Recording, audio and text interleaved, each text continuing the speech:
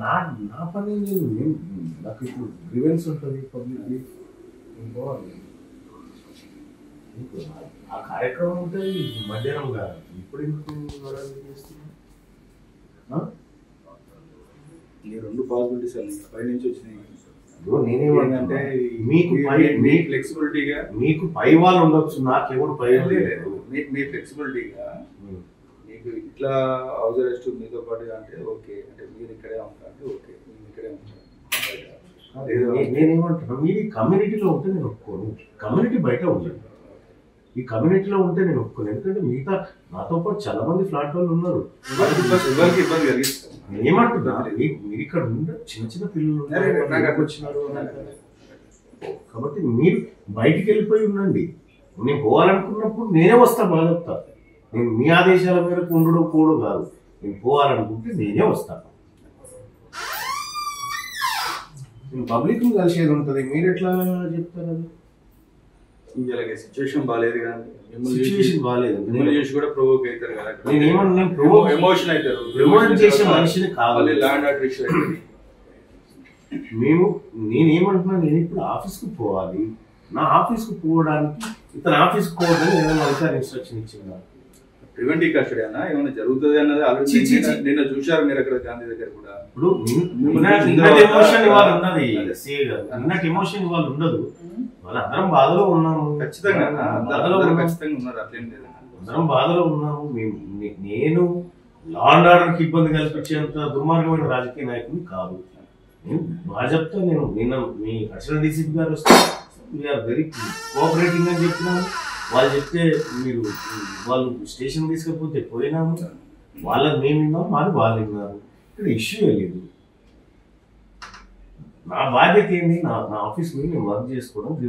Office కాడ ఉండండి, నేనే వస్తాను, కూర్చుంటాను, అక్కడ కూర్చోండి. ఈ కమ్యూనిటీలో ఉండడం అనేది కరెక్ట్ కాదు. కమ్యూనిటీలో ఎవరికి ఇబ్బంది కలిగి నేను ఏమంటున్నా, మా వల్ల ఎవరికి ఇబ్బంది జరగదు, కానీ ఈ కమ్యూనిటీలో మిగతా వాళ్ళు ఉంటారు, వాళ్ళు డిస్టర్బ్ అవుతారు. మీరు పోయి గేట్ బయట ఉండండి. ఒకవేళ నేను పోవాలనుకున్నప్పుడు, రాజుగారు నేను పోవాలనుకుంటున్నాను, ఇది నా పరిస్థితి అని చెప్తాను. నేను పోవాలనుకున్నప్పుడు నేను పీస్ఫుల్గా నా ఇంట్లో ఉన్న తర్వాత నేను ఆఫీస్ కార్డు ఇవ్వండి, ఆడ ఇవ్వండి, బట్ ఇవ్వడం.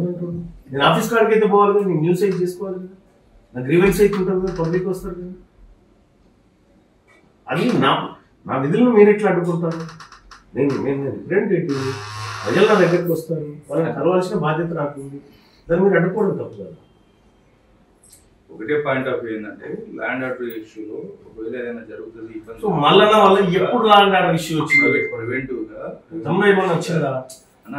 మీరు ఉండడం వల్ల కూడా మిమ్మల్ని చూసి ప్రొవోక్ అయ్యే ఛాన్సెస్ చాలా ఉన్నాయి. నేను ఏమంటున్నాను, సో ఆ ఉద్దేశంతో నేను ఆ తరహా ఆలోచించట్లేదు. ఆ తరహా లేదు, పోతే ఆ కుటుంబానికి ఏదో ఒకటి సాయం చేయాలనేటువంటి అంతవరకే మేము మాట్లాడుకుంది. కానీ మేమేదో దాని ద్వారా చేయాలి, ఏదో చేయాలని ఇంటెన్షన్ మాకు ఆ రోజు లేదు, ఈ రోజు లేదు, ఏ రోజు లేదు.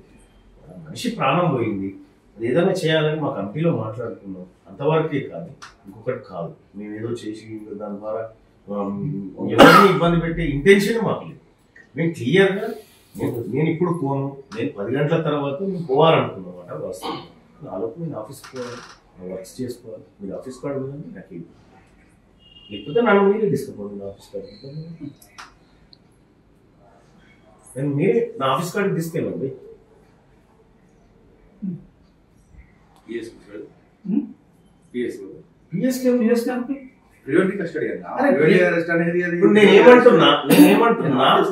నేనేమంటున్నా, నేను నా ఆఫీస్ కాడికి పోవాలా? ఆఫీస్ కాడికి పోయినాక నువ్వు ఏడికి పోదామంటే అడిగి పోదాం, కానీ నా వర్క్ అయితే చేసుకోవాలి కదా. మీరు మాట్లాడండి అధికారులతో. సార్ ఆయన ఆఫీస్కి పోతా అంటాడు సార్, మరి ఆఫీస్ దాకా అలౌ చేయాలని చెప్పి అన్నాడు. మాట్లాడి చెప్పండి. నేను పోవాలనుకుంటే రాజుగారు, నేను మీ బాస్ ఆదేశం మేరకు నడవను, నా ప్రజల ఆదేశం మేరకు నడుస్తాను. నేను